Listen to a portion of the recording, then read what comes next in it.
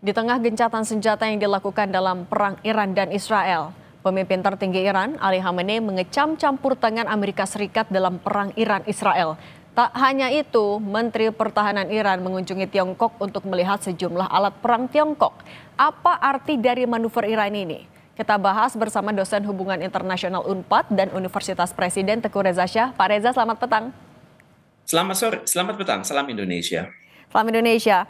Pak Reza, di tengah gencatan senjata ini bukan hanya mengecam, tapi Iran juga mengancam Amerika Serikat apabila lagi-lagi ikut campur tangan. Nah, apa yang bisa Anda baca? Pesan tersirat yang ada dari pernyataan Iran itu apa?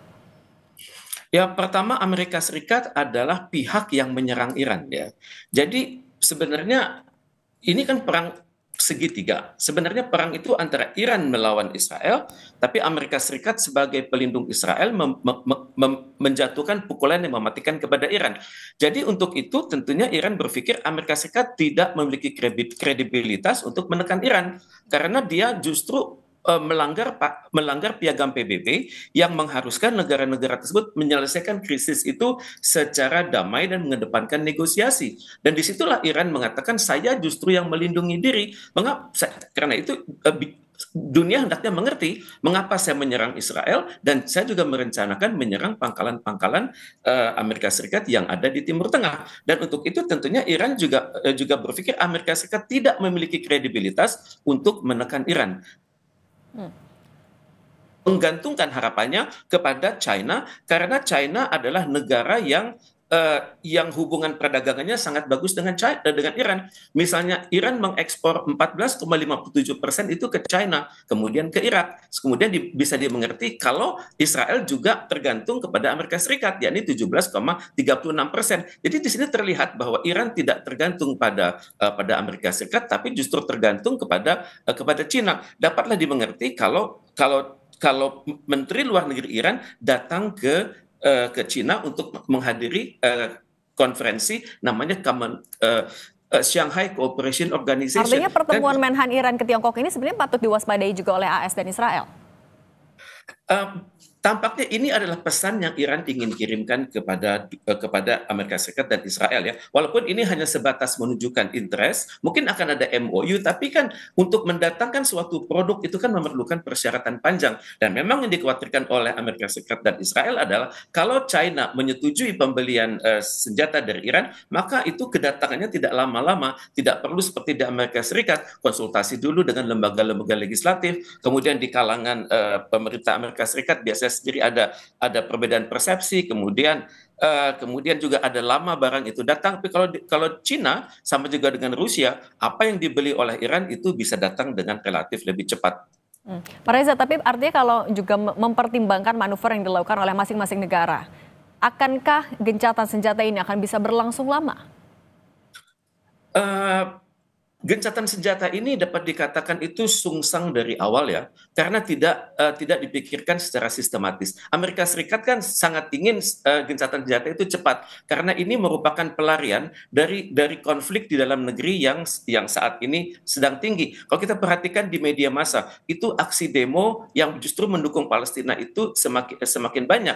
Juga Amerika Serikat sedang tidak ramah dengan internal di dalam negerinya sendiri, dengan Senat Presiden Donald Trump sedang tidak akur, kemudian juga dengan Elon Musk juga tidak akur, kemudian dengan pimpinan lembaga intelijen nasional juga tidak akur. Tampaknya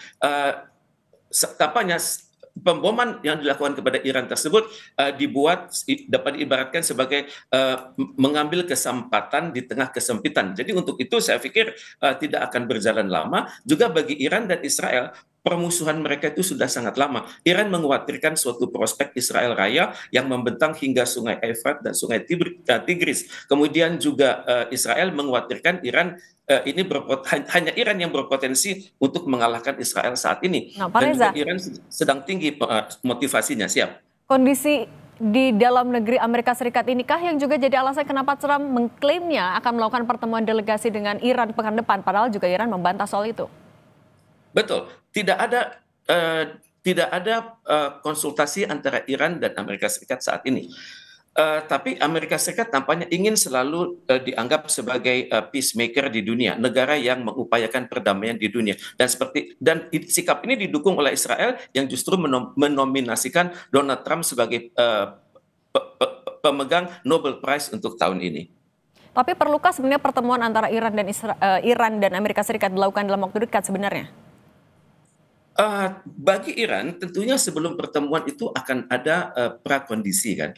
Prakondisi itu antara lain Amerika Serikat dan Israel itu mengaku bahwa mereka lah yang menyebabkan krisis ini terjadi dan juga pengakuan bahwa Iran berhak mempertahankan dirinya sesuai pasal 51 dari Piagam PBB.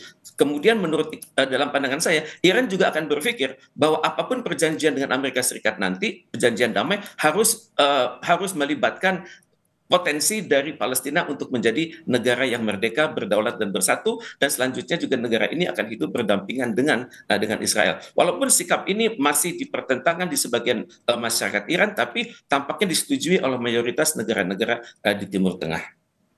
Kalau sikap kedekatan dengan Tiongkok yang ditunjukkan oleh Iran akhir-akhir ini, apakah itu juga jadi pertimbangan pernyataan Trump terakhir?